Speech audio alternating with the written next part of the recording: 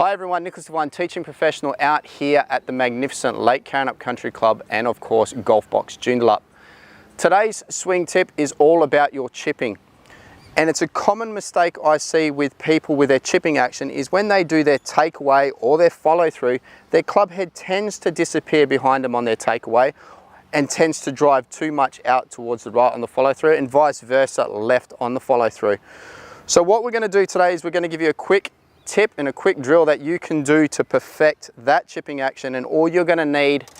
are 2 tour sticks. What I want you to do is you're going to set 2 tour sticks, one up behind the golf ball and one in front of the golf ball.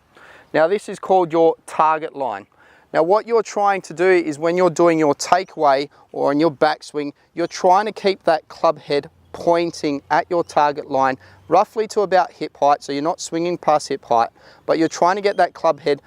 pointing to that target line, and vice versa when you swing forward, again, you're trying to get that club head pointing towards the target line. Like I said, the common mistake we see is people get too far inside on the way back and sometimes drive too far forward on the follow through, or vice versa, they get a little bit too far inside and they come over the top and pull their chip shots left. So if you can keep this simple drill or do this simple drill when you're practicing your chipping action, you're going to find that you're going to get a little bit more control of the golf ball and get it moving down that target line. So as per normal, set your feet up nice and square to the target line, set the ball in the middle of your stance,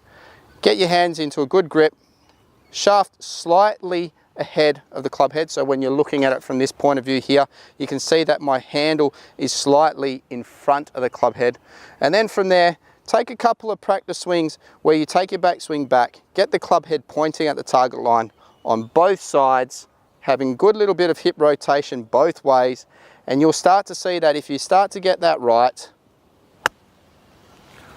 you'll start to get control of that chip shot and start to hit a lot of straighter shots. Work on that,